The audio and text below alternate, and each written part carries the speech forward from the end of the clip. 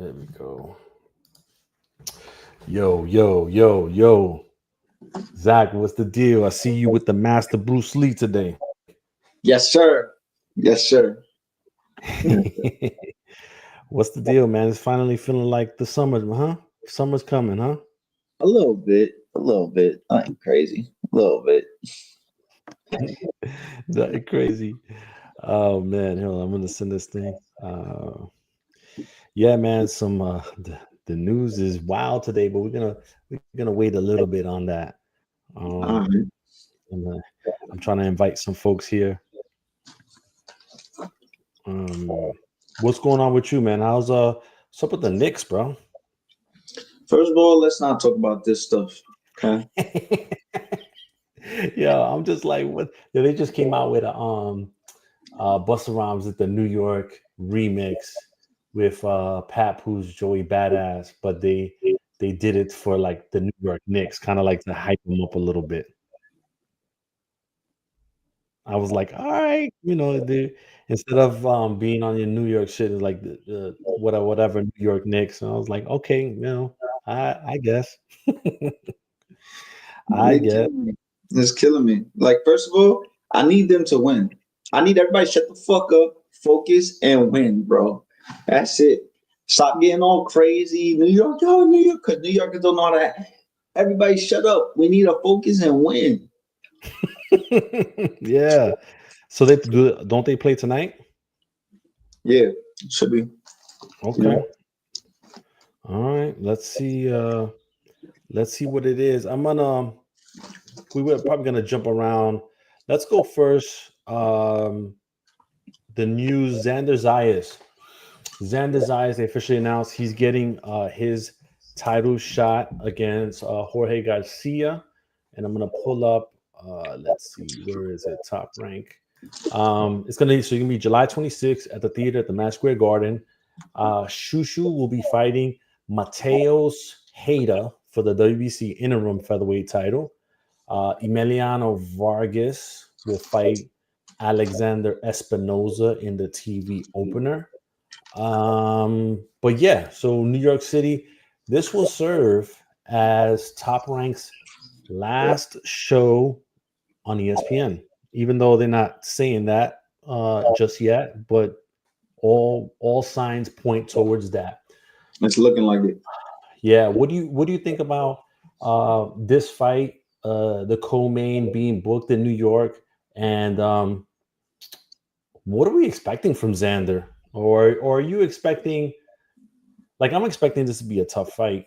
Some people that don't know Jorge Garcia will say, it's going to be, one way or whatever. But what are you expecting from the main event? I think it's gonna be a good fight. But I could see Xander trying to play it safe, box, be smart, make sure he gets the W and everything. But with a guy like Garcia, that can't happen because Garcia's coming to get that strap. You know what I'm saying? What I also see is quick turnaround for Garcia. You know, training camps, everything, tough fight. Last fight, great fight, did amazing. I wouldn't think I wouldn't put Xander Zayas on a Charles Conwell level, but he has the chance now to show that he is on or above that level now, Xander. Um, but I'm real interested in it. It's either going to be a breakout fight for Xander, which hopefully it is, or it's just going to be like, damn, back to square one, back to the drawing boards, rushed him in there a little bit.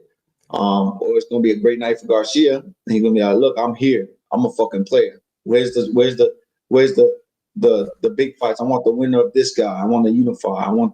So it's gonna be real interesting though. But I hope Xander does well and I hope he's prepared for it because Garcia is not coming to fuck around. So. Yeah. And we'll have to see what it is. Shout out to my cousin Alex on the Instagram. Shout out to Michael Hunter. Michael Hunter, Don King recently, heavyweight Michael Hunter, if people don't Michael know. Hunter, shout out to Michael Hunter, man. Shout out to Michael Hunter. Yo, if you want to jump on, um, hit me on at AG718 on X, and I'll post the link for you to jump onto the show if you want to jump on. But Michael Hunter, they had there was a purse bid, like Don King promotion He's won the purse bid for his fight against Kubrat Pulev here soon. So shout out to Michael Hunter. Like I said, if you want to come on, send me a DM on at AG 718. And then I'll send you the link. You jump on. All right. And so yeah, Xander, look, this is the moment, right? This is the moment where like he's been wanting this. He's been telling everybody that he's ready, right? Well, this is the hey, are you ready or not fight? And we'll see. We'll see if he's ready. If he is that guy, then I'm expecting a blowout. If he's that guy, Who? Xander. If he blows through the dude, he made that's the biggest statement. I don't see any statement wins he has so far. He has no statement wins. That's a big statement if he does that. That's what I'm saying. So like if he blows him out, like that is a big statement win, and that is really introducing Xander to like, hey, I'm ready for everybody at 154. So let's see how it goes. What about Shushu, man? BK Shushu finally getting his shot as well, but it's not for the full title because right now Ray Vargas is on sabbatical, and Stephen Fulton Jr. is still like they're linking him. The conversations are they're linking him towards a title shot against the WBC 130-pound champion Oshaki Foster. So this can be a situation where Shushu, if he's victorious, or whoever's victorious, could end up being the full champion, before 2025. If that's the case, I know that Shushu is like number one in other sanctioning bodies and like top. Do you like this move going the WBC route for him, or should he have maybe tried his hand at one of the other sanctioning bodies? Man, I think he should have. I think what he's doing now is good. He's doing. You know what it is? He's fighting a guy nobody knows, which obviously, and the guy's most likely not on Shushu's level. He's not as good as Shushu. I expect Shushu to blow right through this dude. You understand? And guess what? Whatever route is there, take it. And he took the WBC route. He's taking it. Guess what? He's an interim champion.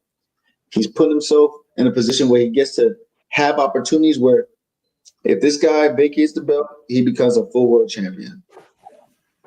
And I've known Shushu since he's a kid, and he's worked his ass off. He becomes world champion, amazing. But he also puts himself to fight a Stephen Fulton. You understand? Or you put yourself in a stalemate position where you start getting paid side money to not be, not fight the champions and stuff like that. I don't know if he would take that stuff, but either or, he's in a position, he's undefeated, he's fighting this guy, but he has to make a statement. He has to stop this dude. He has to make a statement. He has to put himself out there more.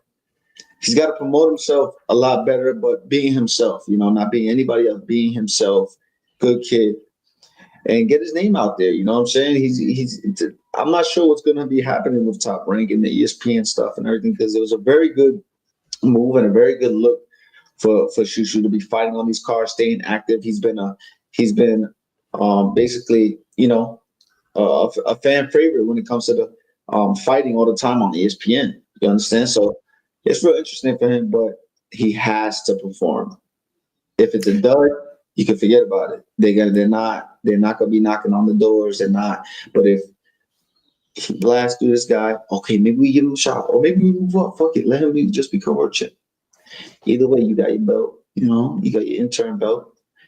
Just wait a little bit. Yeah, and I think like the feeling around is that he's a patient kid and doesn't really like he's not really like pushing too much to where he's like, well, I have to have this or whatever.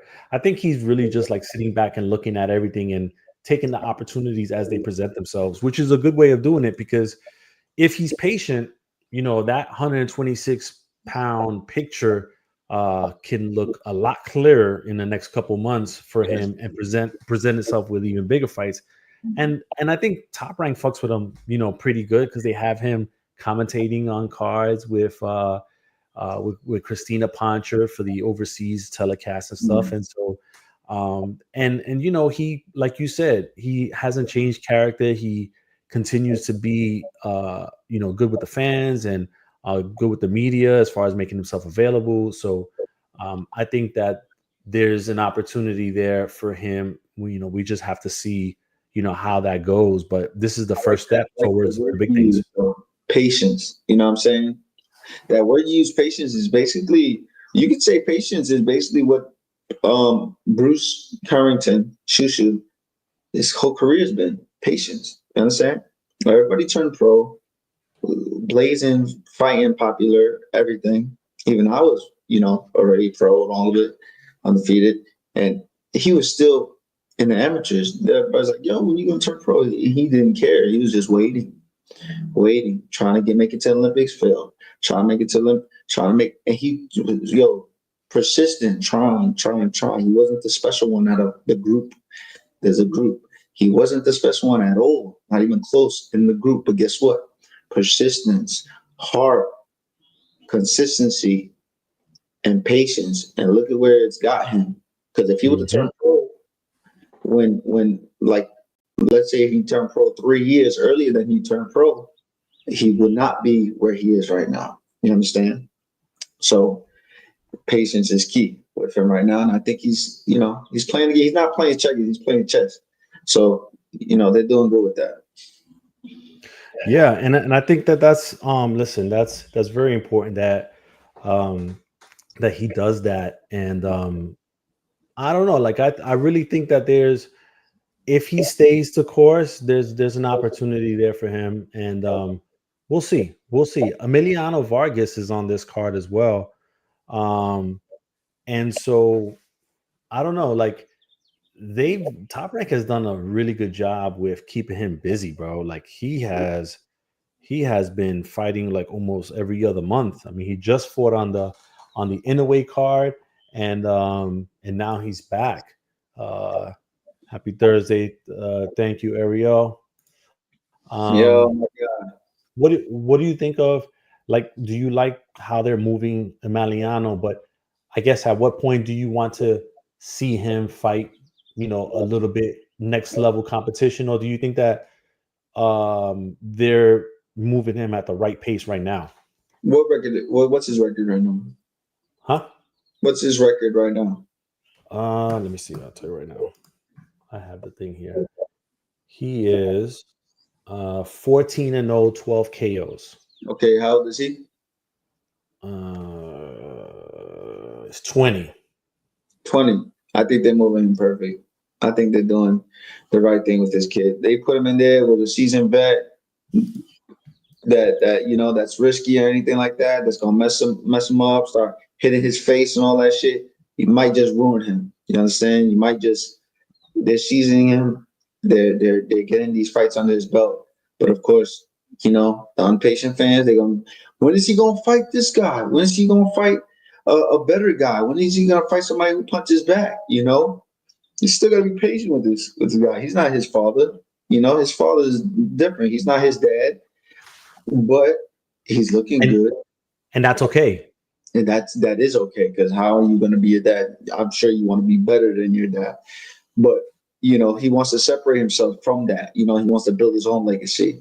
You understand? But I think they're moving him well.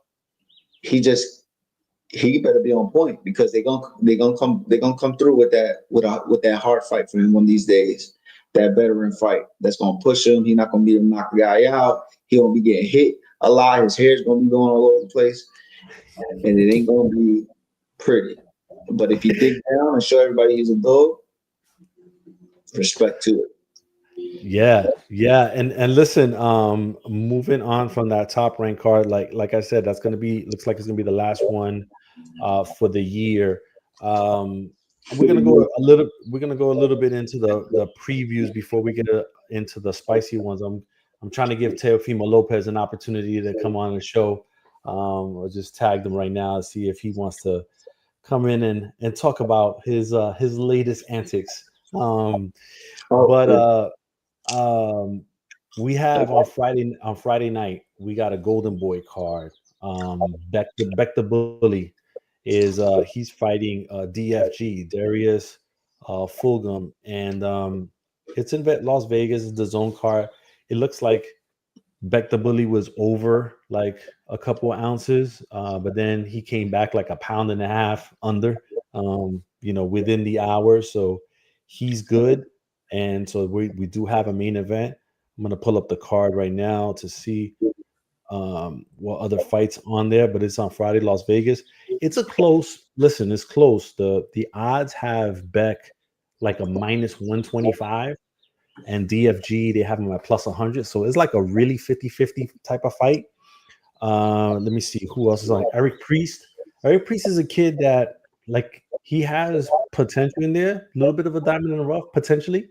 But I need to see a little more, and maybe we see that on Friday.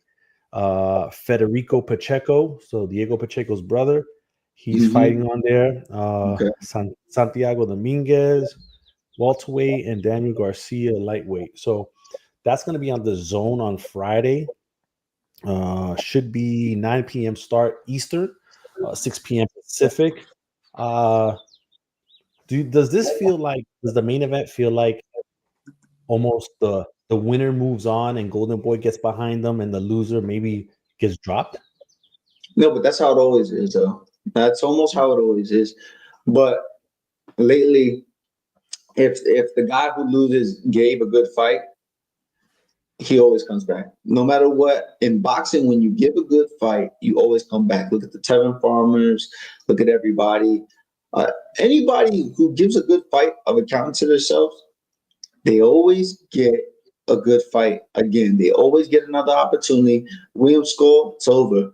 But, you'll get an opportunity if you fight again. So I believe that. But then they'll move on and make the other guy, they'll put the other guy in the bigger position.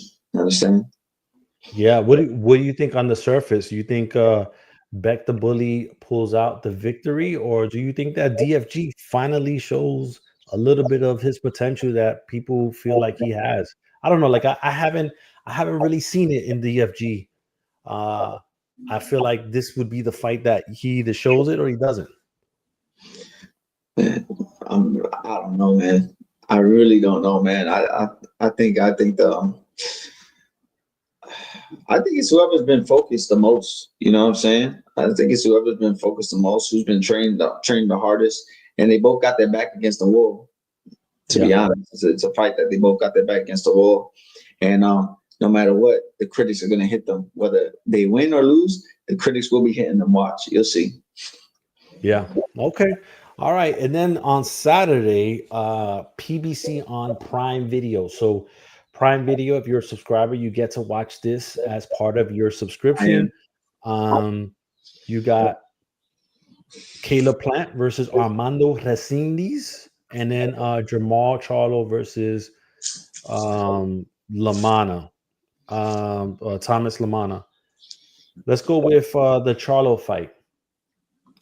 He's looked a little better in fight week as far as mindset and everything else, and I say that in comparison to some of the things that have been going on in the Zoom presser and all that, where he just was like just talking some random stuff and not even making sense. What I don't know. Like, what are you expecting from Charlo on Saturday night? I expect them to come out focused. To be honest, I really think he's gonna be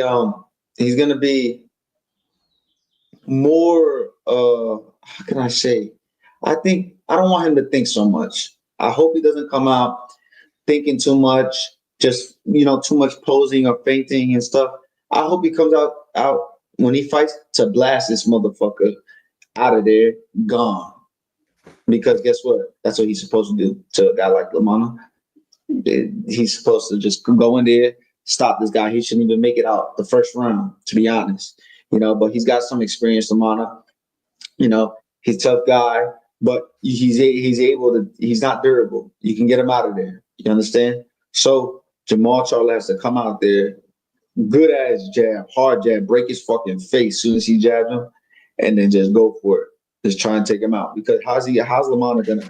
Lamana has nothing to give Jamal Charlo. Yeah, so see that's the thing, man. Like, Charlo's 35, bro. Charlo's 35. The last time he fought was November 2023 against Jose Benavidez Jr. I'm just trying to figure out, like, where has his career gone? Like, at one point he was him and his brother were one of the most popular fighters in the game. They were in GQ magazine, like, shit that nobody had really done, right? And so I don't know, like, at 35, can he go back to something that he hasn't had in a while? Or it might be even better. Might be fresher. Might be something better for him. You know what I'm saying? We don't know what he's gone through. We just gotta wait and see after that first round. After that first round, then we'll know. Is he too hesitant? Is he thinking too much? Or is he coming out straight blast? Or is he coming out just fight?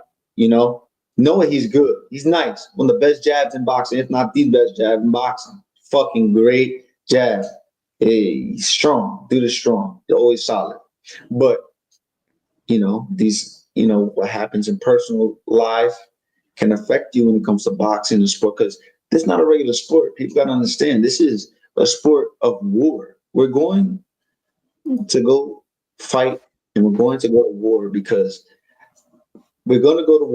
we have to feed our family. It's what we love to do. It's our goal. It's our dream. We get interviewed before we're about to get punched in the face, and then almost dying. Afterwards, we get interviewed right there with a camera. You understand? So this is not a sport that, to baby you. This is a real man sport, a vicious sport. And I think Jamal Charlo, he knows that. Very, very militant when he does trains fucking hard. And when he's in that ring, he comes to smoke you. But we're gonna see what happens, because to be honest, Jose Benavidez, he's good, man. He got experience. He's been in there with everybody. You understand? He was walking around big too. But Prime Mall takes him out like nothing. So we got to see if this Mall can take out Cornflake, which is the craziest name. But hey, that's a cool name. Cornflake, Yeah, and with Lamana, like, I've always felt like, and I think I mentioned this before, where can't have one foot in and out of boxing, right? And so, like, he's a promoter, he puts on shows and stuff like that, but he's also a fighter. And it's like, I don't know, like, I don't know if you can necessarily do both and be successful at both. One has to give, right? And so I know people will say, oh, but Mayweather did it just like that. Yeah, but Mayweather had somebody like running it completely. When you are at the more club show level, you're doing it yourself mostly, right? And so you don't have a whole staff of people to be doing shit for you. So yeah. So it's like, I don't know, man. Well, I guess we'll see how that goes. What's your prediction for that fight? Prediction for that fight is Cornflakes is gonna last a little bit, first couple rounds. And then once more is cooking, like, yo, and his trainer probably telling me, yo, what is he doing in here? Get him out of there. I see 6-round stoppage. Okay. It might be second round. He might just clip this motherfucker. Yo, more strong, dog. And Lamana is not Benavidez. Nah. Yeah. But Lamana has big heart. He's been in there with the Lottos and all that stuff, but hopefully he can come up with something himself. But I don't think that's happening. Yeah, I'm thinking rounds like 5 through 7. 5 through 7, Jamal stops him. So I don't know. We'll see. Now, if he doesn't, then we have to really look at, like, what he does next if he even fights again. Well, it's a collision course to fight Caleb Plant. That's what that is. Yeah. But it's been the year of the upsets, boy. The year of the underdog. And we'll talk about that here in a second too. Caleb Plant versus Armando Resendiz, former sparring partners at one point. You got Resendiz, who, one of the big notable fights was him beating Jarrett Hurd by decision. Plant is coming off a good fight with McCumbee. What are your thoughts on this fight right now? And how do you think Plant should approach this, knowing that Resendiz is basically banking on Plant making it into a slugfest? Oh man, that dude Resendiz is good. He's good. He could fight his ass off. He's tough. For the shot, Jared Hurd. You find a shot, Jared Hurd. But it's a guy who's an underdog, and he's coming up, and he's like, yo, I want to make a name for myself. So let's see if I can do it again. It almost reminds me of Garcia versus Xander Zayas. It almost it gives me that feeling just a little bit. You know what I'm saying? But Caleb Plant, he's been there, former world champion, one of the best boxers in the world. You understand? Smart. All his antics, whatever, we don't care about that. That motherfucker knows boxing, and he's good, real good, and he's got heart. So Resendiz, he's gonna have to do a lot in order to beat a guy like Caleb Plant, because it takes a lot, and you can tell. And every fight that Caleb Plant's in, Benavidez, come on now, couldn't even knock him straight out. Like you can, I don't know, it's gonna be hard. It's gonna be hard for Resendiz, but it's also not gonna be super easy for Caleb. But I feel like Caleb's gonna take him to school straight up, and I wouldn't be surprised if Caleb drops him. Yeah, I think that with Caleb, he has to use his good footwork and keep his distance, because Resendi's going to come through the front door and he's going to try to cut off the ring, but his game is that inside game, right? Those chopping shots, uppercut, overright. But when there was distance in between Hurd and Resendiz, when I was watching that fight, he's susceptible to the overhand right. Sometimes he drops that sometimes he drops that right hand a little bit. And I think that Plant, that's where he can really land his big shots from like mid range and not have to get into the inside, right? If he goes in the inside, do one or two, hold him, and then come back out and reset. You know what I mean? But don't stay in there too long, because then Resendiz is going to try to throw 20 punches during that period. You know what I mean? And he can get himself into trouble. How does Resendiz do it? Like, I know he has to cut off the ring, but how can he put Plant in that position where he can throw those 100 punches or whatever in the round? He has to feint. He has to cut off the ring. He has to feint, cut off the ring, and he has to hit Plant with something that Plant's gonna respect him. Because if not, Caleb's gonna be shitting on him all night. Easy. You understand? But if he gets Caleb respect, then Caleb gonna be maybe could second guess himself and go, hold on, let me switch it up real quick. Let me switch to another game plan. And everything I'm saying is unbiased. But Resendiz, he has to put the pressure. You're not gonna beat Caleb Plant in a boxing match. You're not. And then don't go out swinging like that either, because you might just get knocked out. He might just get knocked out. You understand? So, oh my God, you can't box with Caleb. You're not a better boxer. And then you can't just straight rush in like a fool, throwing a bunch of punches, because Caleb will knock you out. You've seen some of his knockouts. Most of his recent knockout with Anthony Burrell, that was crazy. You understand? So he has to be in between a little bit, feint, be smart about his pressure, and then go full onslaught when you have your opportunities. If he does not take advantage of his opportunities in any lows and any lack of action from Caleb, he's going to lose the fight. Simple as that. He's not. I don't see him beating Caleb, to be honest. All right. Let me see. Let me add Kevin here, Capital Kevin, as long as he behaves up in here. Yo, what's up? What's up, Kevin? What's going on? You're on mute right now. What you mean? Kevin's best friend is I'm Jay. just trying to load up here. Oh, okay. What's good, Kevin? Hold up. Can you hear me? Yeah. We're talking. Gotcha. We're talking the PBC card: Plant, Resendiz, Charlo, and Lamana.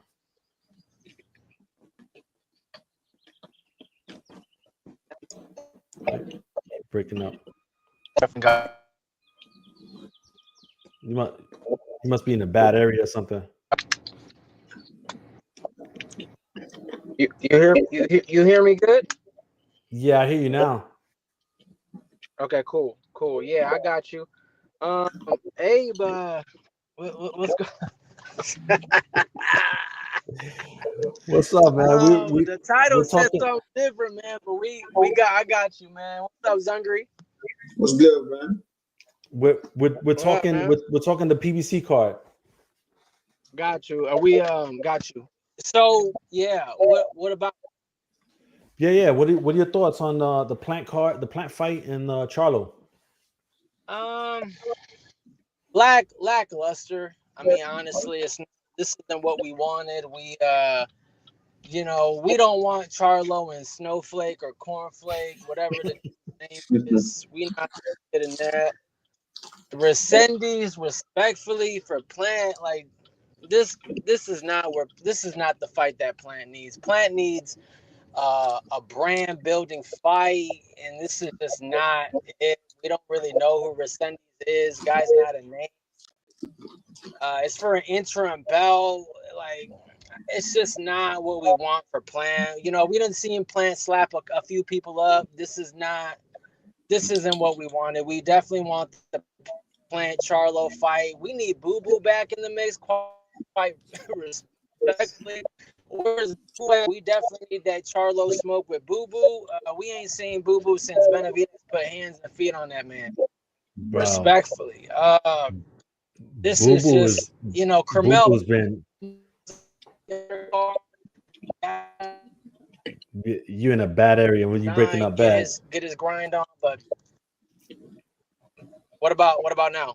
Yeah, you good now. I'm sorry. Go ahead. Okay, you were talking. Man, I left you off at Boo Boo. Yeah, so we haven't seen Boo Boo since he got hands and feet on him by Benavidez, So right now we waiting on the Boo Boo return so we can get him in the mix, because that's a good fight for Plant and it's a good fight for Charlo. We've been needing that Charlo smoke with Boo Boo, man. Respectfully. Yeah, that I don't know what's up with Boo Boo. That's a great question. Like, where has Boo Boo been? Is he retired? Like, I haven't seen him. Got like, oh, you know what happened? You know what happened? He clipped David Benavidez with a crazy ass shot, and David Benavidez smiled at his ass and said, "Nah," and that was it. It was over. Zach, come on, that's not Boo Boo, a 3-time world champion. That's definitely not. Yeah, he a 3-time champion. He said it himself. He couldn't get the snack deal. That's what it was. He couldn't get the snack deal that Jaime got. So he was like, all right, I'm gonna get this last check and I'm out. Everybody getting the snack deal but me. I'm good. I'm out. Well, listen, I just went onto his page and he had not posted since like February, but then or March, and then all of a sudden 2 weeks ago he posted "It's me again" in the gym on May 5th. So there might be something there. He might be cooking. There's a lot of people going around. Yeah, he gonna come back. I'm just trying to figure out who. Like, we either one. Charlo, we definitely look. That's a perfect fight for Charlo. Forget Snowflake. Put Boo Boo with Charlo, Big Charlo. They've been out the ring for a long time. Both coming off, not good looking fights. Yeah, that's a perfect fight. Plus, Boo Boo got smoked with the little bro. Back when little Charlo was a blood screaming Suwoo. Yeah, we got family affairs, man. We got to get that. Oh man, y'all forgot about little Charlo being blood and with the Suwoos and all. Y'all forgot. That's the real Charlo. Oh man. Speaking of that, there's a Golden Boy card coming your way, huh? Chicago. Who is it? What's his name? The kid that fought Ryan. Oh, is it He's Duarte? yeah, Duarte's fighting out there. Oh, the company probably gonna have me go out there and commentate on that. Man. They want me to go to all these local fights. Yes, we like Duarte, man. That's a good fight. Duarte, he does his thing, man. He just not a name. Like the crowd has not gotten behind him. For some reason, they got behind Jaime to some degree, but they just haven't gotten behind Duarte, man. Yeah, yeah. Duarte's a good fighter, man. Listen, we're gonna go into Teofimo Lopez. Did y'all already skip the scandal, the snack scandal? Nah. We haven't got to Okay, that yet. We're all leaving right, that perfect. leaving that for a little bit. All right. Teofimo Lopez. I don't know this is the thing. It's hard for me to take anything seriously when it comes to Turkey and Teo and all them because I feel like a lot of it is just for the, as they used to say it, just for the gram, right? Like Turkey had said, stuff about Canelo, and then all of a sudden a week later the Canelo deal was done. So I just I don't know what to take as factual when it comes to Teofimo, or what to, I don't know. Like I don't know what to make of all this. I'm gonna go to you, Zach, first. Like, what do you think about this whole Teofimo thing? And Dan Raphael posted that there was an agreement between Teo to fight Devin Haney at 144 in August, but I don't know what's going on with that. But what do you take this whole Teofimo situation? I don't know, man. It's like almost like WWE type of thing. Like say for instance, like if Turkey's telling him, yo, say this, say that to get more fans and to get more people to watch your stuff or see your shit, because you can be, but you can't be that stupid to talk to talk a certain way to people that you're doing business with and act a certain way and ruin the opportunity. You can't be that stupid. But then again, I don't know. Teofimo might be that stupid. You understand? Then posting something in Mayweather gym, I don't know. Or it's all a scandal. And it's just, playing around with the crowd, playing around with the fans, and oh, I'll never do business with Canelo, this and that. Sign Canelo the next week. I'm not sending no Ferraris to Tank or anything like that. They're in Tank gym filming, not Tank, but filming. You understand? Getting closer and closer. We don't know. This is all entertainment. It's all WWE. And when it comes to a guy like Teofimo, you gotta take it with a grain of salt, whatever he does. You understand? You really have to take it with it. It's all fucking, propaganda and gimmicky shit that, whatever he's doing on his side when it comes to promoting himself. You understand? But guess what? We're talking about it. So yeah, and that's the thing with Teofimo, man. It's like, that I will give him just a little bit of credit when it comes to this, is keeping himself active in these spaces, because too many times we have seen fighters, they'll take a fight, boom, they have their fight, and then you don't hear from them for like 12 to 18 months. You don't build yourself or build your profile that way. Like you just can't, unless you're already at the top, right? Yes, exactly. But if you're trying to get to the top, you can't do that. You're not going to make it to a point where you're a star if you keep going in that direction. So I don't know. Kevin, what are you thinking? What are you thinking about Teofimo? He's not funny, man. He's not funny. He's distasteful. This isn't a way to build your brand. This is a perfect way to lose sponsorship, lose endorsement, lose the fans. I mean, there's a lot of people screaming racism, all type of things. Oh yeah, that shit is crazy. There's a saying out in the that, what is it? Good, all publicity is good publicity, right? And so I guess maybe that's what he's going for. But he's just not funny. It's not. Some people are able to do what he does, and they have this charm about them where they can get away with it. He doesn't have that. Like he doesn't. He does. Even the last fight that he had, they gave him the mic and he started, acting like he was an agent for Dare for kids in school, hey, don't smoke weed, don't drink, listen to your parents, stay in school, you could do whatever you want, you got the stuff. And it's like, man, it's corny. Like he just doesn't have that charm. And I don't know if he's been media trained or not, but what he's doing is not distasteful. And I'm not really sure that this is converting into sales for fights that he's going to have. If Turkey dropped him, hey man, it is what it is. This is the entertainment industry. It's like I told y'all last time. We don't necessarily care about the truth. We just care about entertainment.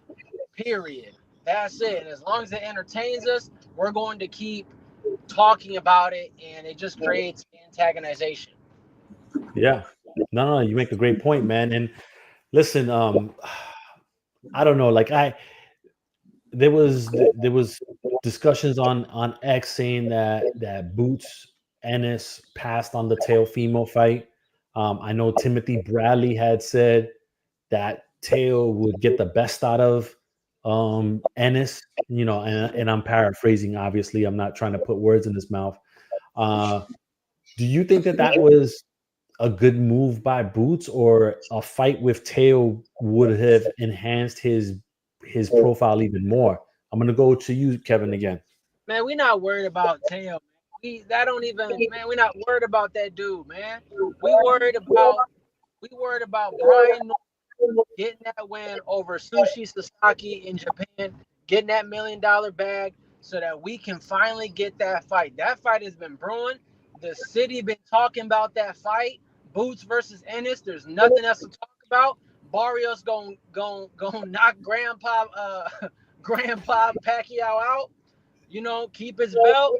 We gonna take care of business with Boots. If we get that fight, we got the Barrios fight. We undisputed. We not worried about Teo. He don't bring nothing to 147. He don't got a belt. He need to stay at 140 and do what he do at 140 and undispute there and do his thing. Right now, he just got that WBO belt. He's still missing 3 other belts. So go do you at 140. When you done there, come up to 147. Maybe we got something for you. But right now, it's Boost versus Brian Norman at 147. Nothing to talk about. We don't even care about Pacquiao and Barrios. That's a money fight. Yeah. Now, does it happen? Doesn't happen? I agree with that. I agree with that. To be honest, if Jerron would have took the fight with Teofimo, I don't think that would have been good for him. You understand?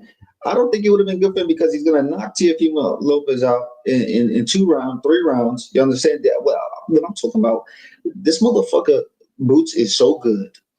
You guys have not seen it. And with anybody smaller than him, he's going to take them out. His fucking legs are bigger than Teofimo Lopez. This motherfucker is a big dude, Jerron Boots Ennis. You understand? So I think that wouldn't have been good for him. And the reason why they didn't take it, I know this.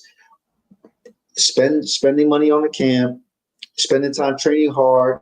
You might risk getting cut in a fight. You might risk maybe because Teofimo is real good though. Don't get me wrong. He's one of the best boxers in the world. He might, show something that might show weakness in Boots or something. Who knows? All for what? To be the guy who don't got a belt? To be the guy that just got a little name? I think Boots did smart. Is moving on to more serious shit for him instead of propaganda and shows. You understand? Yeah, I mean, listen, the Boots Brian Norman fight is the fight. I just don't know how that works, with Matchroom and Top Rank and stuff like that. We don't know if Top Rank is even going to have like a platform, because at some point there would be an argument on who's going to have the fight, right? Like, is it going to be the Zone, or is it going to be Top Rank, wherever they are? Maybe that's not even a discussion if Top Rank has like a business deal with the Zone, right? Like, I think that it's good that things are kind of like marinating a little bit, but that fight needs to happen like this year at some point. And Brian Norman's fighting in June, so I would have to think that fight would be like in October. I think maybe like an October fight. They took shit. they'll talk shit. The dads are both active in each other's lives Yeah. and in each other's careers. They're real animated. Boots is even more of a chill guy, you know what I'm saying? But if he got to talk shit, he'll talk his shit. If they fight and they got it scheduled, and Brian Norman's talking mad shit at press conference and all that, guess what? The buzz for the fight is gonna blow up big time, especially for the urban community in the East Side. So you ain't got to worry about ticket sales or anything because they're gonna come out for that fight. Yeah, I mean, I think that the only thing now is, does Boots want to even stay at 147? Can he stay at 147? Because he's talking all this about having a hard time, or Eddie Hearn saying that he's having a hard time with this 147 shit. So that could just be like a negotiating play. But I don't know, Kevin. Tell me, you think that Boots can still make 147? Boots? Yeah, I mean, he told us at the last fight that he can make 147. Boots is not leaving 147 without the belts. Period. Not leaving without that Brian Norman strap. That is gonna be a stain on him forever. If he leaves without that Brian Norman strap, they gonna call him a duck. They gonna do him like they did Benavidez when he left 168, left Canelo on the table due to that last position that he was supposed to get. Now he ducked Canelo. They gonna do the same thing with Boots. He ducked Brian Norman. No, we are gonna stay at 147. The fight is even bigger now than it was before. Norman is getting $1 million payday in Japan.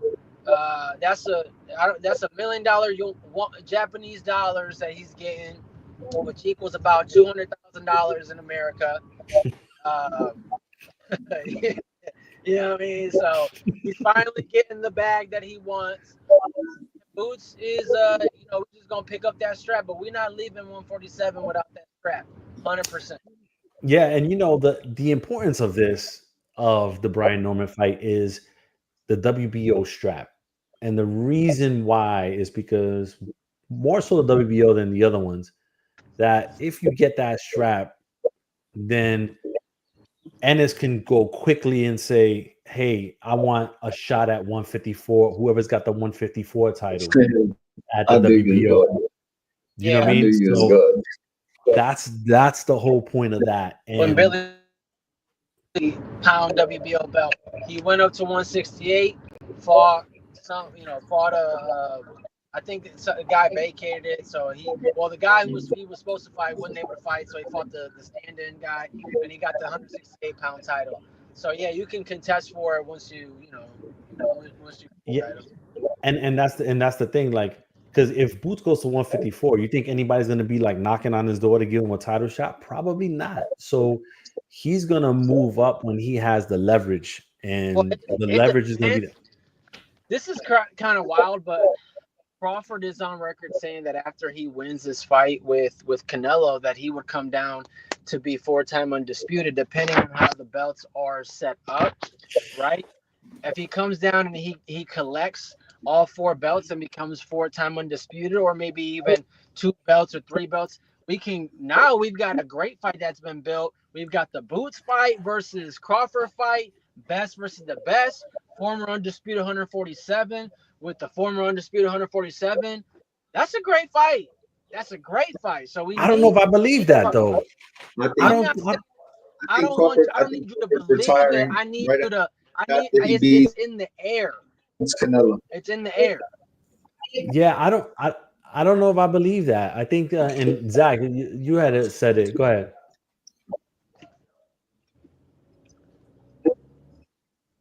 You muted. You muted. Yeah, he retired right after Canelo. Okay. He's not dumb. He's gonna pull the Andre Ward, retire before he gets beat.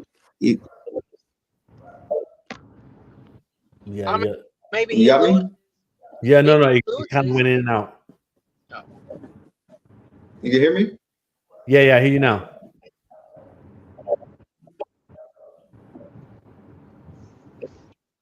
Yo, he's not. Terence Crawford, he's not pulling. He's gonna be pulling Andre Ward leaving.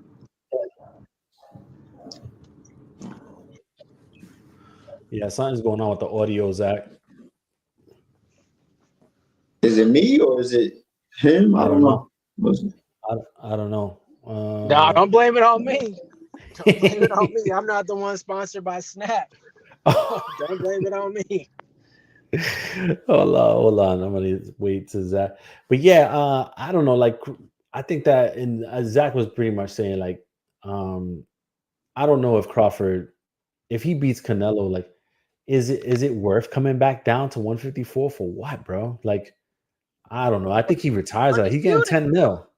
If he loses to Canelo, he's got even more reason. He's gotta shine again. So why not 54 and take a fight and win a couple more belts? He's still the 154-pound WBA world champ. He's still got the belt. Yeah, no, that is true. Still got the belt. He can get another belt and win and unify. And maybe he'll say his last hurrah as a unified champ. We don't know, but again, going into the Canelo fight and coming out of the Canelo fight, he is the WBA 154-pound champ. So, until he gives it up, we still have reason to believe that his last hurrah could be at 154 for a collection of the belts. And that's even more motive right there for Boots, because Boots can get the Crawford fight. Hey Zach, would it be like a Roy Jones situation though? Like, how Roy went all the way up to heavyweight and then tried to come back down? Terence Crawford is retiring as soon as he beats Canelo. He's not. Exactly. He's talked to. Listen, he's pulling the Andre Ward. He's leaving before he loses. He's gonna be leaving as one of the best ever. He's not pulling a Roy. He's not stupid. Terence Crawford has learned from all these people and all their mistakes, and he sees that, and he's going to retire with all his faculties. He's not a crazy money spender. He's not a flashy guy. He's made all the money with Earl. He's made all the money in his last couple of fights, and then the big Canelo fight. He's not stupid, bro. Terence Crawford's retiring. He's chilling. If something really comes up, we never know. He might. But I'm telling you right now, not happening. He's gone. It's gone. Why? So that's based on you thinking that he's actually going to win the Canelo fight. Yeah, if he don't win the Canelo fight, you thinking if he doesn't win, then what?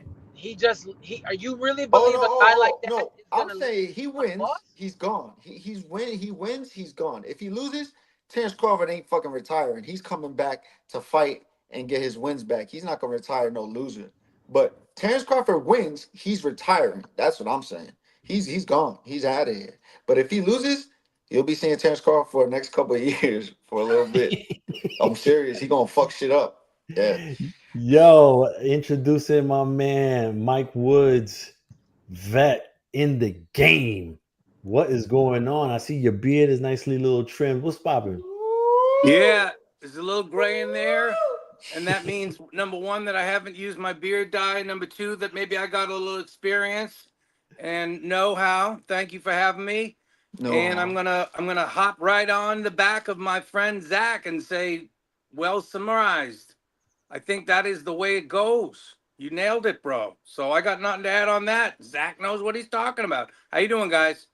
Good. Hey, Woodsy, and I wanna get your take on this because you being in Brooklyn, you've interacted with Teofimo both when the cameras are on and when the cameras are off. Yeah. What we were talking about it a little bit earlier, but like, what's your take about all the shenanigans associated with Teofimo right now? Do you take it seriously? Do you not? Just kind of want to get your thoughts on that, knowing that you've interacted with him probably a lot more than the typical person. I mean, I'm going to say definitely I have. Here's a little bit of why. Not because I'm so smart or anything. The writing was already on the wall, but you knew at like 7-0 that this guy was of a certain caliber, right? So at like 9-0, 10-0, Abe starts saying, hey, Woods, this guy, right? Okay. So the writing was on the wall. So I tried to figure it out early, and I realized, okay, there's a Brooklyn connection here. And more than him, his dad. Okay, because Teofimo moved down West Coast think Florida, think when he was maybe around 5. And if memory serves, I think before that, yeah, they were in Brooklyn and he was a young, he was barely born or whatever, but his dad was a certain kind of fucking player. Street player, bro.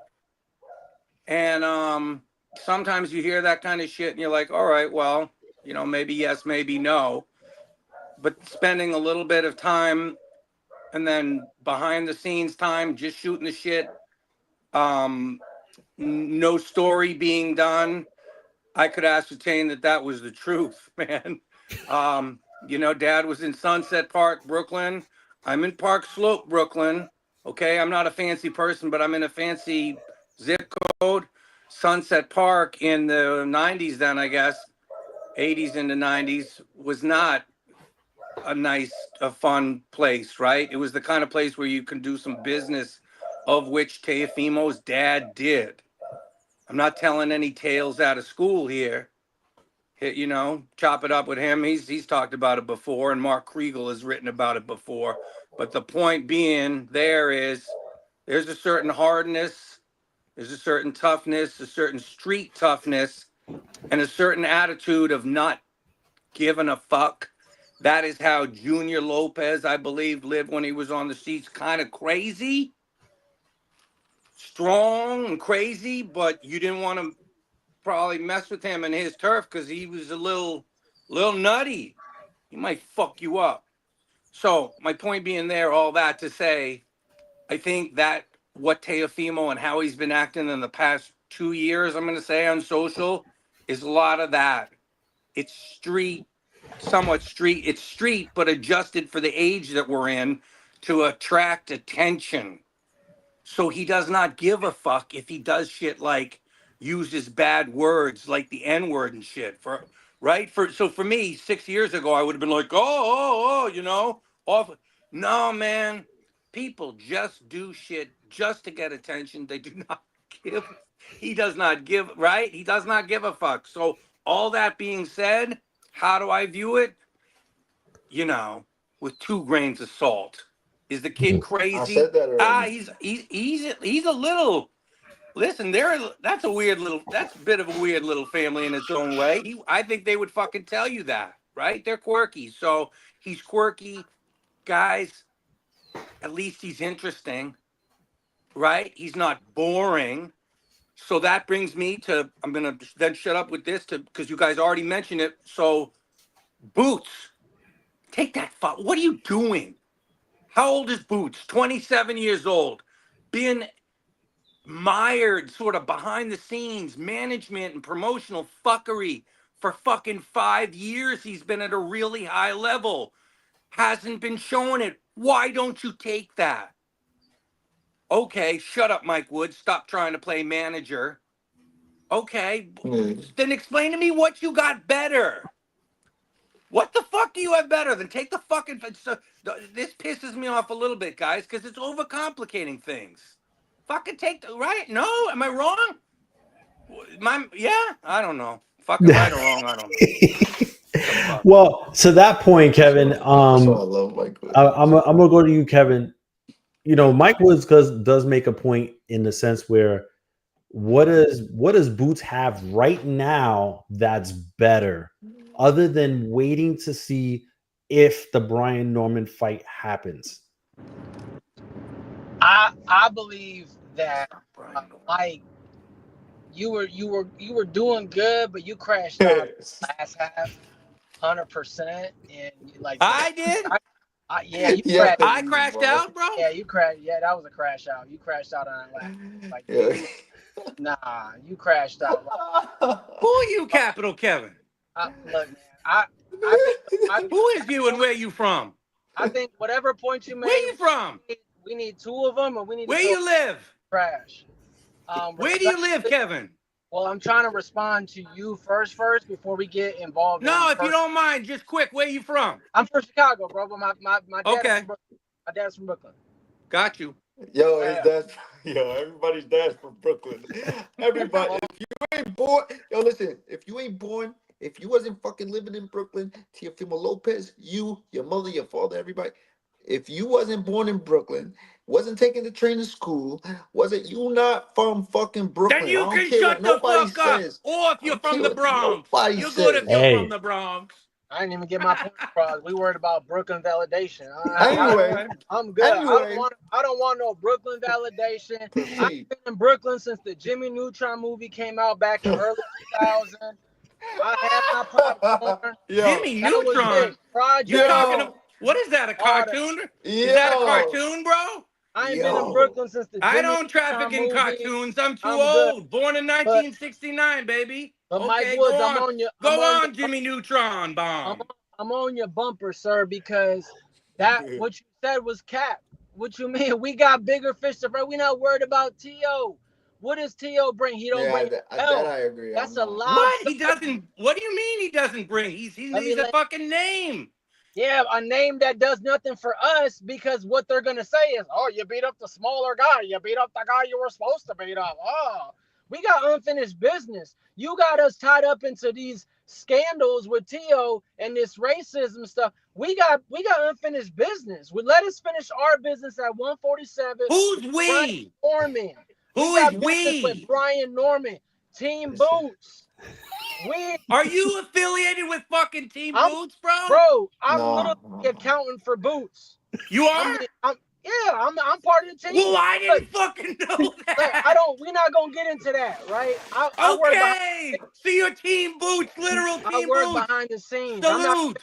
Yo, I'm not man. a fan of none of these fighters. I leave that to the Brooklynites. I'm not a fan of none Oh, of that's a these, little of a slap on the slam. Come you on know what I now. mean? Let's But keep it nice now. Mike, Chicago, let's keep it we nice got now. unfinished business at 147. We need that Brian Norman smoke. That's a big fight. We're not worried about T.O. Brian Norman smoke, bro. Let us Hey, handle our I better sign off soon because my blood pressure getting up. My friend from Chicago is getting me fired up. I better sign off soon. I don't know. Brian Norman smoke? Yeah, Mike is a crash out. We need to vet some of these commentators before they might crash out. Motherfucking bet you, motherfucker. Mike out. Mike crash.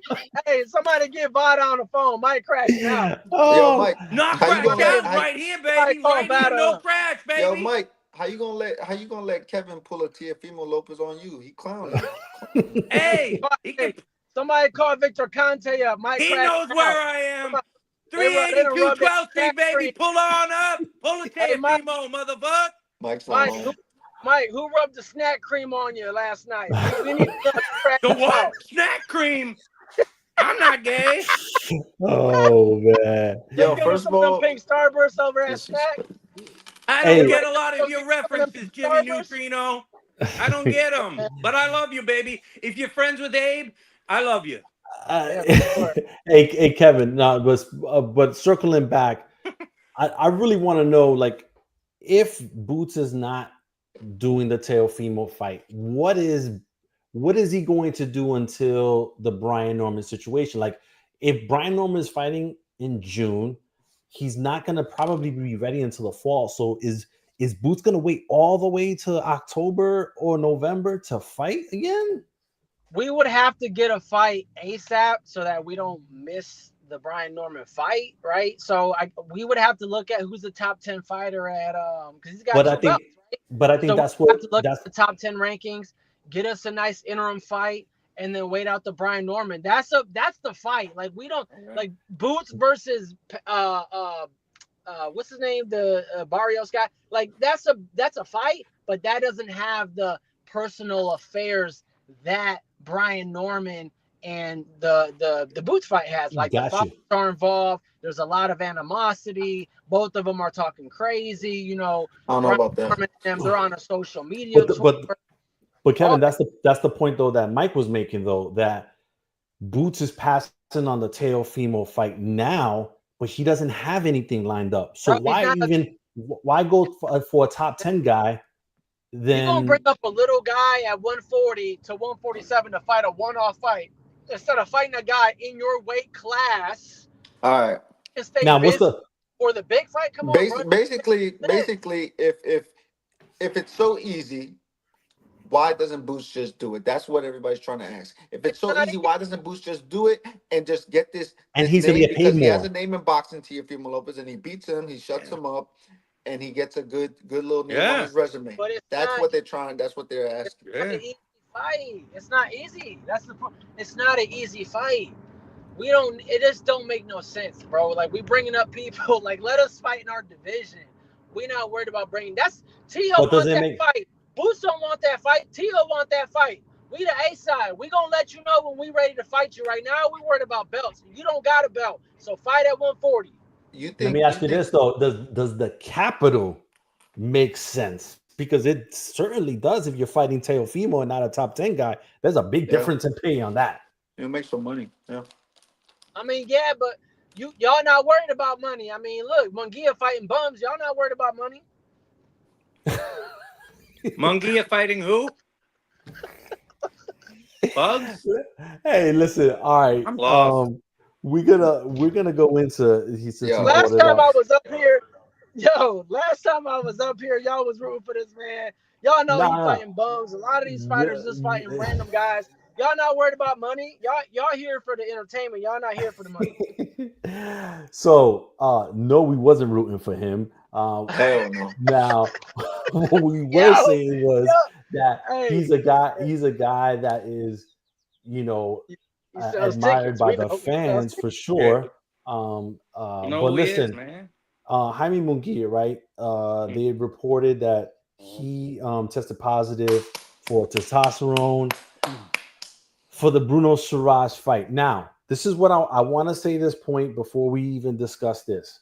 I'm not even talking about Munguia specifically, but what people have to know, and this is something that's been said by VADA themselves, is that VADA is not like a state-run organization or a federal-run organization. They are a company that gets paid by the promoter to do tests. Yep. They cannot come out and say X, Y, and Z has popped for a PED unless they are allowed to by the promoter that's paying them. So I say that to say this. There has been probably a shit ton more of people that popped that we don't even know about because the promoters are in charge of that. They kind of let people know who they want to let know. And that's just part of that. That's part of the business, but it's also part of the problem too, because it's not transparent across the board. Jaime Munguia, he popped positive. This is now another Eddie Reynoso trained fighter that popped positive. I don't know. Like, we have to start looking at, or maybe not start, but really look at what's going on in that gym that he continues to have fighters popping positive for PEDs. I'm going to go to you, Zach, first. I don't like it. I don't like it. I don't like it. You know why? What the fuck is going on? Valdez, Canelo, this person, that person. What the fuck is going on? Why? Why? It can't be. First of all, there's you could cheat so many times. You happen to walk down the street, you fell into some ass, then you do it again. You fall, do it again. Yo, what are you doing? You understand? What's happening over there, right? What can be the excuses? I want to know the excuses. What are the reasons why? How much al pastor tacos did you eat? No talk. What's in your espressos in the morning? Why did Teofimo Lopez not even either get kicked out or leave that place? You understand? And not train with them. Was he suspicious? What's happening over there? Yeah, the tainted carne, right? What's happening over there, bro? I don't like it. I don't like it because guess what? People die in this sport. Why are you cheating? Why are you trying to cheat? What are you doing? And then from a prestigious group of people that are serious, that you take serious, their names, the Reynosos and them. Come on, man. Come on, man. I don't understand what's happening over there, but I ain't stupid. You understand? It's not, and not to put people down, but guess what? You cheat in our sport, you're an asshole. You understand? You're a piece of shit. Anybody who tries to cheat You're a piece of shit until you come back and say, okay, I did cheat, but and then you go clean, get tested like Connor Ben. Okay, you know, he ain't really admitted, but look, he fought without taking anything. He fought his heart out. You know, then you start coming back from that. But that whole gym testing positive for certain things, everybody's testing positive. All the top guys. Why? What's over there? I'm not going over there. I'm Yeah. not going over there. Yeah. Mike Woods, hit me. What you I'm think? going there. I'm going to salute my friend. I'm going to salute my friend Zachary for being a person of character. Now, what percentage of people, fighters, professional fighters, Zachary is one, who are people of character in that same way, who don't cheat, who won't cheat, who won't take that shortcut? What's the percentage? Especially among the highest tier guys. So Well, Zach is different. And I appreciate Zach's take because what he's talking about is, can we have some standards and some practices here? Or are we just going to capitulate and fucking look the other way, especially because it's a highly renowned trainer of the best known active boxer on the planet who happens to be a fucking money making machine.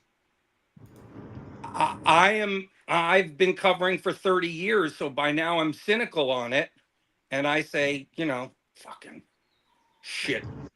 Not everyone, but so many people use. So I appreciate that it's being brought up, that people are caring still about it, that fairness is still a thing to be discussed by some people. So I appreciate that the fact that it is being talked about, that suggests to me that we still have some standards and some decency, blah, blah, blah. Yeah. Hey, Kevin, I know you've been dying to get in on this subject. What are your thoughts on this Jaime Munguia situation? I mean, it's disgusting. You know why it's really disgusting, Abe? And I tried to tell you guys about Munguia last time, but I got laughed at. I got mocked. If y'all would have Well, just well, listened. well, we were laughing at you because you were hyping up Edgar Berlanga, but that was a Well, different story. at this point, who y'all want, Berlanga or a cheater? Which one y'all want? Not you. Like, this just gave Berlanga the edge. We're not gonna make it the Berlanga show, but here's my point. It is absolutely disgusting that out of all the fights that you could have rubbed that snack cream on you, or you took them pink Starburst that Reynoso was giving you, out of all the fights, you used it for sriracha sauce. You use it for sriracha. Like, that's bogus, bro. Like, you really couldn't have came in clean. You had it for this caliber of opponent. You Well, he What was the froze up. bust for? What was it? What was he busted for? Do we know? It says exogenous testosterone metabolites. Uh, Metabolites. so exogenous testosterone means basically we call it steroids. Yeah, He was using some steroids. yeah. Mike, Kevin, you froze up, Kevin. So come back when you. What's funny, Zach? that's the way you say shit, man. So this is the thing, man. I feel like he might have also maybe taken whatever he was taking to help him lose weight, bro. Yeah, that's why I Because asked. That's why I asked. Like, what's the substance? Ostarine. Okay, you were trying to fucking lose weight real quick. You know what I mean? But see, that's bullshit because then we're getting into giving dispensations for people for gradations of offense, right? yeah. No, I'm gonna go with Zach. Be with Zach and have the character. Say And I no, can none of the be cheating shit. and I can be Yeah, politically correct and say, yeah, no, you never know. Hopefully they right. can come back from this. I don't want to be politically correct. I Agree. don't care because it can hurt your business or trying to do Fuck shows or that. that. Yeah, I don't care. yeah. Anybody who's cheating, fuck them. They Uh, deserve to be suspended, fined, all that type of stuff. But guess what? if this was if gyms or trainers or stables got penalized, three Yeah. strikes you're out, they would have been out. They would have never been able to train or be involved ever again. Hey, Abe, I'm going to ask you. I would like you to take this portion maybe of this session and spotlight and splash out what Zachary is saying there, because he's fucking taking a stand there. And that's important. And that's not something that happens every day. So let's fucking spotlight that a little bit. What fucking Zach just said there, man. I don't want to be, he says no fucking political correct. Let me fucking stand up for what's right and fucking go after the people. Props, Zachary. Yes, Listen, yes. bro, I don't have it in me to do that. As media, for a fucking long time, I would be looking at that shit and doing that beat and talking to Margaret Goodman and talking to fucking Victor and going back a long time. Not so much anymore. Again, because of a little bit of a capitulation, a little bit of wearied cynicism. So, Zach, you take the ball, you fucking run with it, and you fucking advance it, bro. Yeah, it's just trash, man, guys. Like, really think about it. If really think about this, ready? If it's not Canelo, it's Canelo's team, right? Say what's his name? Say you could say Freddie Rose, but I don't even want to use him as an example. What's Terrence Crawford's trainer's name? Oh, Bomac. Ryan McIntyre. Say Bomac. Say Terrence Crawford tested positive, right? Yeah. Went away, tested positive again, went away. Okay, then a guy like Sally Jamel Herring that he's training tested positive, and then say another guy. Let's say they were training Shakur Stevenson and he tested positive. What would Yeah. they be saying about Yeah, Bomac? yeah. You're right. What You're would they right. be Yeah. saying about them? You're right. Really think about it. You Yeah. understand? I do. Yeah. What's the difference here? It's that prestigeness that if that's even a word. You know, you got this prestige title and Yes. name that you can't get it spoiled because you're that. But you're fucking up the business. You're fucking up the game. You're making yourselves look tainted. You understand? Money quotes there, Literally. Abe. Money quotes from Zachary right there. Yeah. Crazy. Yeah. Yeah. Yeah. Kevin, you back? Are you back or not?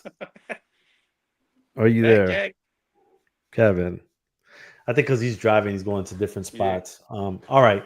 I guess and you kind of hinted on it, and maybe we should put out the question. I put it out on Twitter. A lot of folks answering this, but does this affect the legacy of Eddie Reynoso?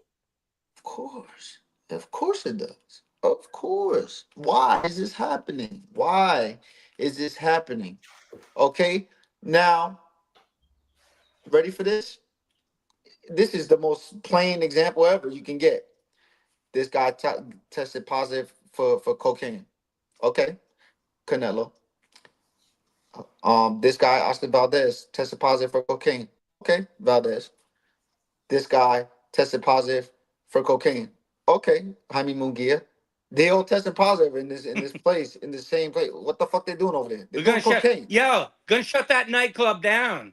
Gonna shut that nightclub, gonna padlock them So doors. it's like Or not.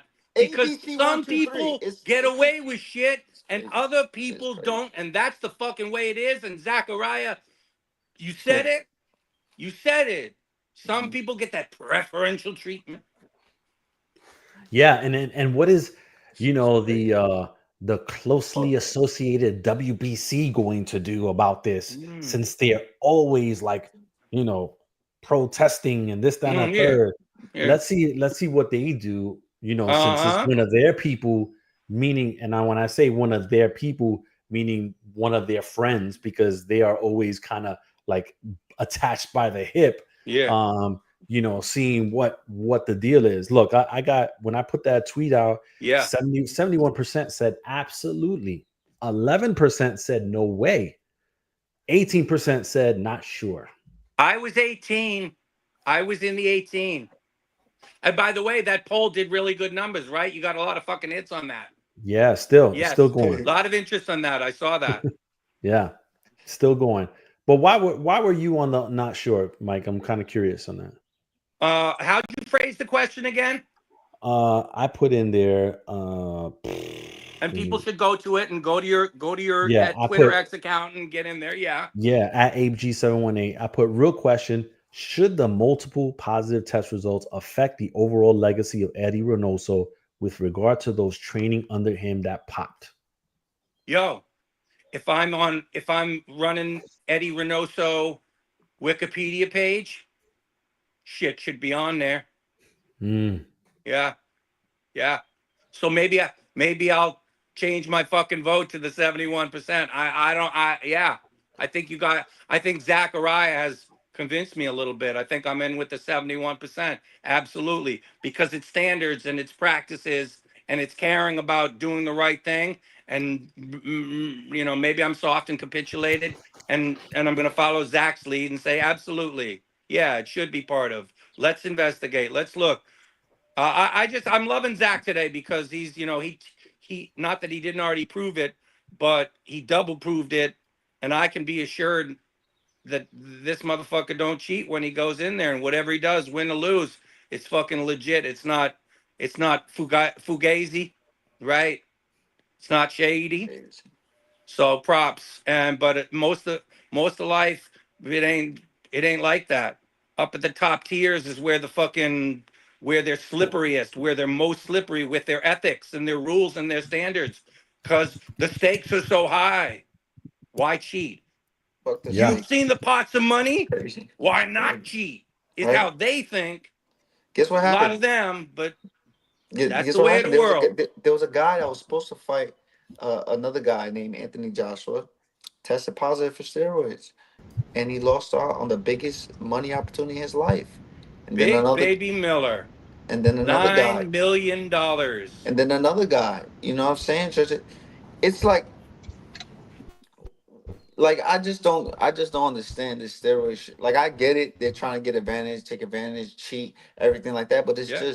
it's just where is the integrity in boxing? Where's your heart? Where's your integrity? Where's your real warrior spirit of not having to use those things and get in there and fight? Of course, it's all about the money. You're trying to guarantee a win, but really, who are you if you're really taking it like that? You don't love boxing. You just love the money part of it. You don't care about boxing. I don't give a fuck about the no boxing, no life thing. Yeah, you're right. If you're cheating, you don't fucking love this. It's just Because we do self-interest. this You're right. we do this Hey. shit without steroids, without any of this shit. Look at Terrence Crawford.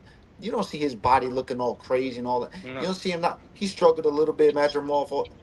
Natural fighter. Agreed. Yeah. We have Jay. Hey. I see you jumped in. What Jay, up? what's up? I'm good, guys. Thanks for having Hey. me on. What's up, Jay? You got Hey, your Jay, best how friend are here you? with you. I'm doing good, guys. How are you? All right, Good, Jay. good. Go ahead, Jay. Hey, Abe. Yeah, Oh, sorry. well, I mean, I can't really add more than what you guys have. I mean, when I was a teenager and I was hearing all of these people say, "Oh, they're all on steroids," I thought, "Hey, you and your conspiracy theories." Then I got to my 20s, and as time went on, I started thinking, "Okay, there's probably a lot of them on steroids. Don't know how many." Now I'm just freaking going. I'm going like full conspiracy theorist and saying they're probably all using to an extent. Now, Zach, I'm not saying you. I want to make that clear. No. But in terms of top fighters, it's hard for, okay, even my favorite fighters, the ones who, not just my favorites now, but favorites in the sport era, ever, that goes for like Inoue and Usyk and Crawford as well. I can't dismiss the possibility. Now, of course, that doesn't mean they're all using, but you just keep running into red flags everywhere. So as far as Munguia goes, there was nothing in the Suarez rematch that made me suspicious about this. But like I said, until I don't say that they're all guilty until proven innocent. I just say there's a possibility with all of them. One possibility. I mean, people talk about Inoue a lot, and they question the testing over in Japan. And I've been saying since I started my channel that if he were to move up, if he were to do what a lot of fans want him to do, which is move up several divisions and keep knocking people out, then well, yeah, you can't do that unless you probably take a lot of stuff. So with Munguia, I mean, everything you said, Mike, 100%. Like this is what his fourth or fifth fighter who's failed a test. Like, it's crazy. So I don't know. I don't know if they just have some weird meat over there, or what it is. But well, I mean, a big last thing I'll say, guys, is a big thing that I've learned to use over time is how do people respond to the news that they failed test. Like Canelo was terrible. The fact that he got angry at people for pointing this out, saying, "Hey, you failed a test." Terrible. John Jones in MMA, terrible. Never takes responsibility. So we'll see what Munguia ends up doing. But yeah, it looks terrible. There's Yeah, a fighter. Hold on one second. There's a fighter. There was a fighter that one of the best fighters in the early 2000s. He was a southpaw. I'm not gonna say his name. He was real fucking good. One of the best. Beat a lot of the best guys. You couldn't even hit him, and he wasn't even moving. Anyway, he said one time, he told me, a lot of the guys at the top taken. Very few. There you go. And the very few guys are special, he said. Mm-hmm. And this was from a guy who's fought everybody. Yeah. Kevin, we're gonna go to you right now, real quick though. Before I do that, let me go to these IG comments because Ryan Jaffe is blowing up my phone on the text message saying, "Hey, what's up with my comments?" He's like, "Who's on the wreck?" Zach Pacers on the juice, beef and eggs. That's why the Knicks are losing. Let me see. Good loving, body rocking, knocking boots all night long. Diddy versus Crawford. They call it Gunset Park, Brooklyn. Gunset Park. Crazy Angel versus Lopez Sr. Queens get the money though. Ask Mike if he brought the baby oil. Love you, Mike. All right. Kevin, hit us, man. Hit us with what you have to say. Look, man. It's disgusting, like I was saying earlier, that out of all the fights, this guy who really isn't even talented enough, why are you using it? You don't even got a belt. You're not even fighting for undisputed. You fighting some French dude out of Quebec, Canada, off of Tiger Promotions. Like, out of all the fights, this the guy you gonna use and potentially get caught with the snack cream with, or the Eddie Reynoso pink starburst. You know, like, this is crazy. It's what I'm. You're breaking up again, Kevin. Said I was PR. You're breaking up again, Kevin. Am I good? You're good now. You're good now. As soon as I start ramping up is when it start cutting the signal off. I don't know if it might be Victor Conte or maybe it's Zach. Zach don't want to hear what I gotta say. No. But I want to hear listen, everything. Zach called me. Zach said, "You PR man, yeah, but you know what country don't get popped for PEDs? Puerto Rico. When was the last time you saw a Puerto Rican get popped for PEDs, Abe? And Zach, we not gonna act like you wasn't wearing them title Puerto Rican shorts back in the amateurs, bub. We got receipts. We know you wearing them shorts. So I'll be a PR man, because if on Calderon ain't get popped, Cotto ain't get popped.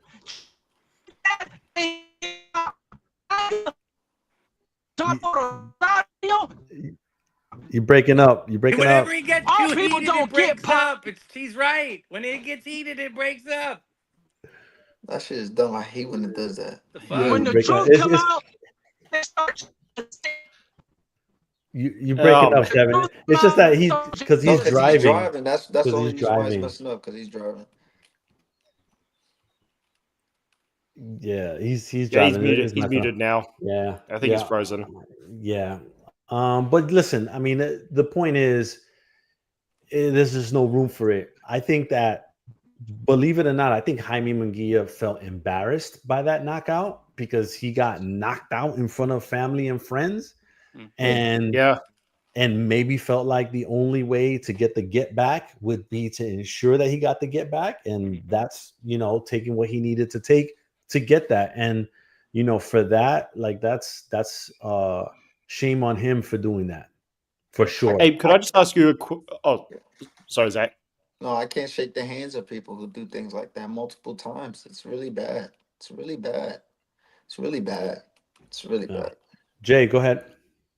What I was just going to ask you, Abe, just before we close off, will you sometime in the future, would you guys be interested in maybe doing a live just solely about the drug testing? Because a lot of casual fans, especially, but even hardcores, I didn't realize this until I got to my late 20s. Don't realize just how terrible the whole system is. Like, I mean, just very quickly again for those listening, there's the commissions cannot, even all of the state commissions in America, but also overseas ones, they cannot all agree on what should be banned. One, there's different opinions on how long the suspensions and punishments should be. 2, 3, of course, the worst one you can lie about and say, it was my cheeseburger. That's what was tainted. And then you got, and then this just blew my freaking mind.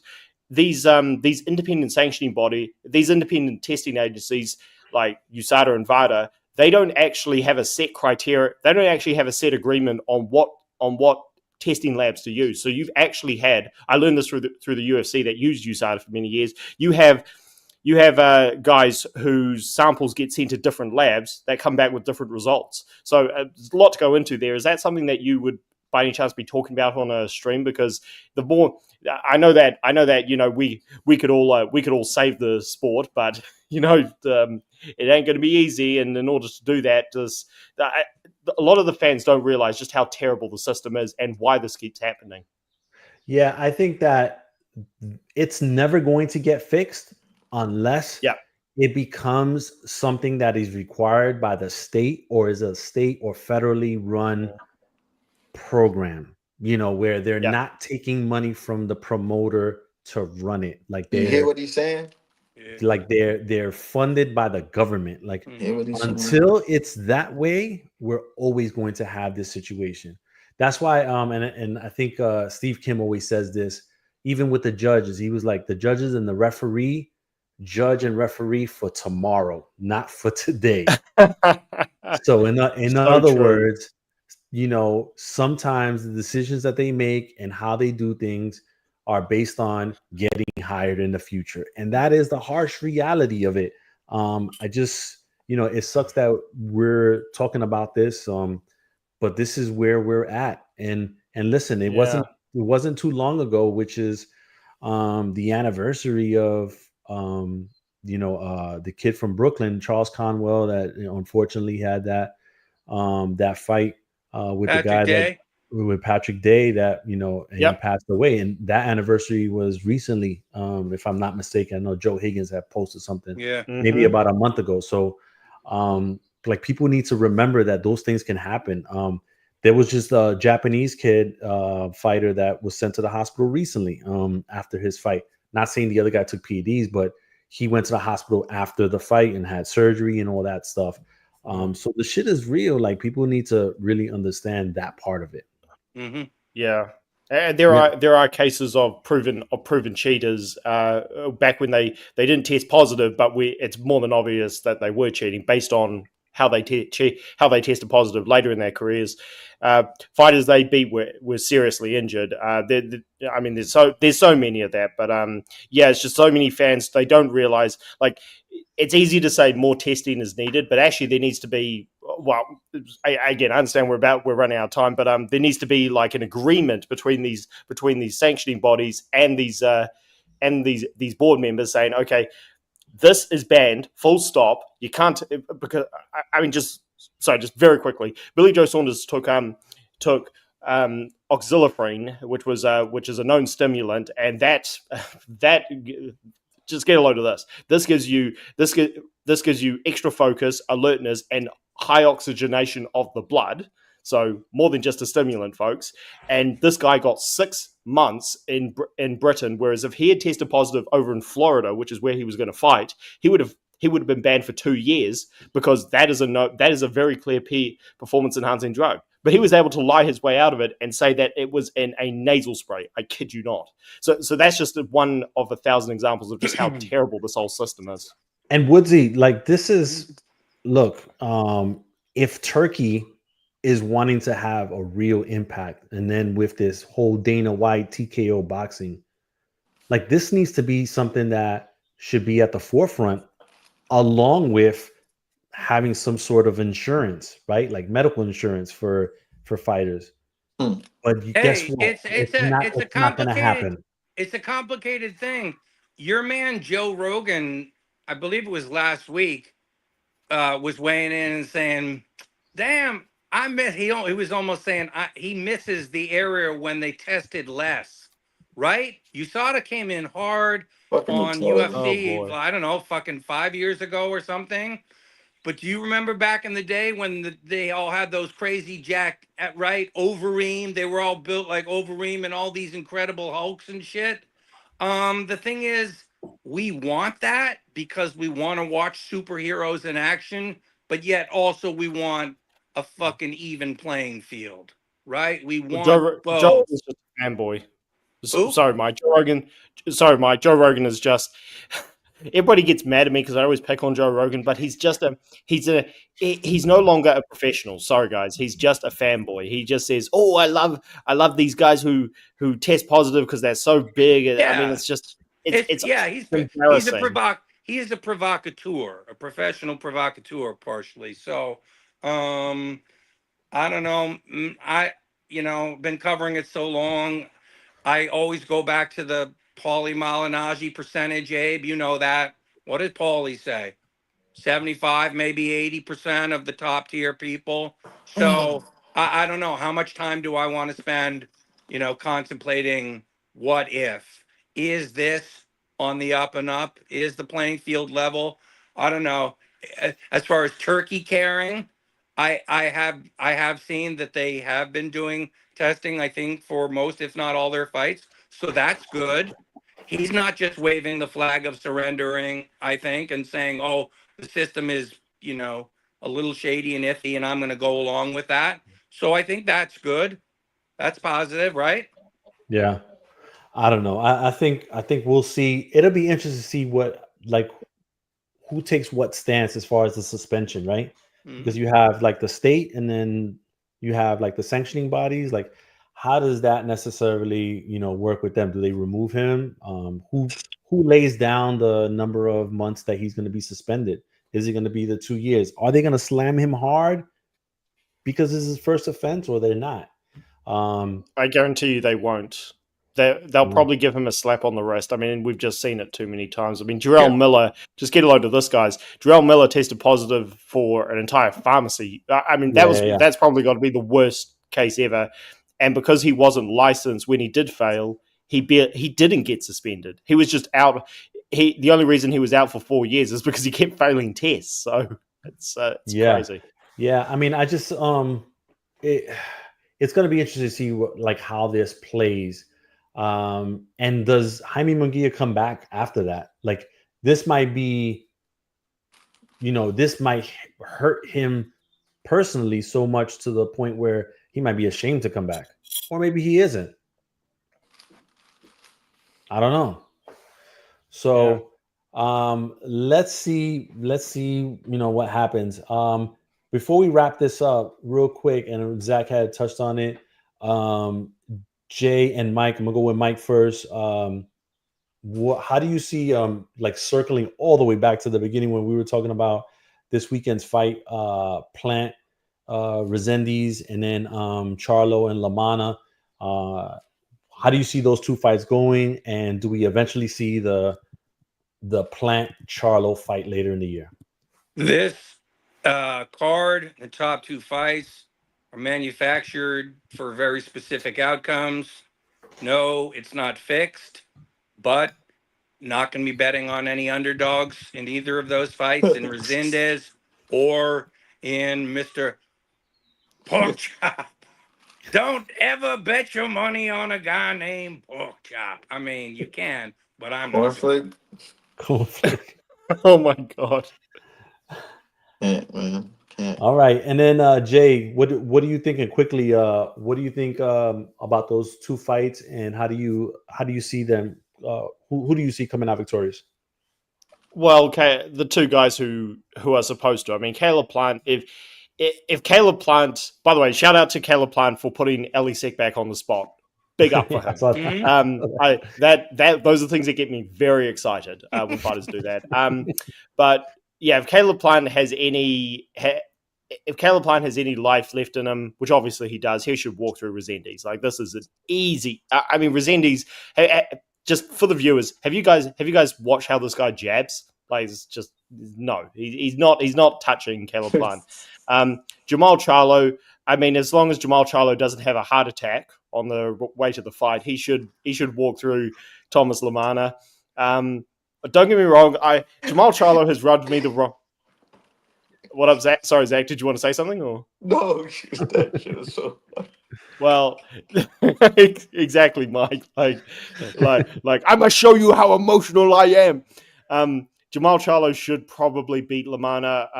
I frankly don't care because Jamal Charlo's career is one of the most disappointing of this era. But he should be able to beat Lamana because he's big, athletic, and a lot of other things. So yeah, he should win. Hopefully they'll fight, and I mean maybe Jamal Charlo can avenge the embarrassment of his life. We'll see. Yeah. Okay. All right. And so that should probably do it for us. We appreciate those that were watching live with us, about 180 on here. Caleb can't sleep on a guy like Resendiz. He's a live dog and has potential to hurt Caleb. You don't sleep on those type of rugged fighters. That's a mistake. That being said, Caleb, I stopped each other. Okay. Scammy PR. Listen, we appreciate everybody that tuned in, about 180 folks here. Everybody on IG, there's a bunch of people on IG here. Michael Hunter, the bounty hunter, he's like we said before, he's fighting on Don King won the purse bid for that. My guy Brian Jaffe, Duval, Mr. Boxing Guru, Ivan Redcatch. Shout out to Ivan Redcatch, I know him. My boy Brian and Corey. We appreciate y'all checking in with us. We're gonna see what the deal is. We're gonna there's a couple of fights coming up, but maybe we do a real big show for the circus that is Jake Paul versus Jackpot Jr. Julio Cesar Chavez Jr. So we'll see. That's gonna be in my backyard, so I will definitely be there. Cool. Unless there's something that comes up. And we'll see what it is. Everybody, I'm gonna start with Jay. Give out your handles so that people can follow you. Yeah, Fight Sport Talk on YouTube and X. Looking to start streaming in a couple of weeks. And yeah, always great to be on, guys. Thanks for having me. All right, thanks, Jay. Mike Woods. At Woodsy1069 on Twitter, not called X. Yeah, and on TikTok. And on TikTok as well. I think it's the same. unless you ask Bob Arum. Unless fucking Victor Conti is into it again. What the fuck? Snack cream, I like that. Snack cream and the Reynoso Starburst. I'm gonna track down some of them. What about the meat? What about the tainted meat over there in Mexico? Eat some of that as well. Anything to get strong and lean and mean, baby. Shout out to Bob Arum, man. Yeah. Doing it in 90-something years old, 93 or 94, still doing it. Yeah. Jesus. Yo, Zach, hit him. What you got? Yeah, you can follow me nowhere, but just look up my name and I'll be around. I like that. Oh, man. I'll be around. Oh. And shout out to Abe and everybody for viewing in. We just talking real boxing shit, real boxing stuff, and thank you guys for viewing. Yeah, that's what's up. Yo, shout out to Corey, man. I appreciate you guys on Instagram. Thank you again, and until next time. Peace. Peace, guys.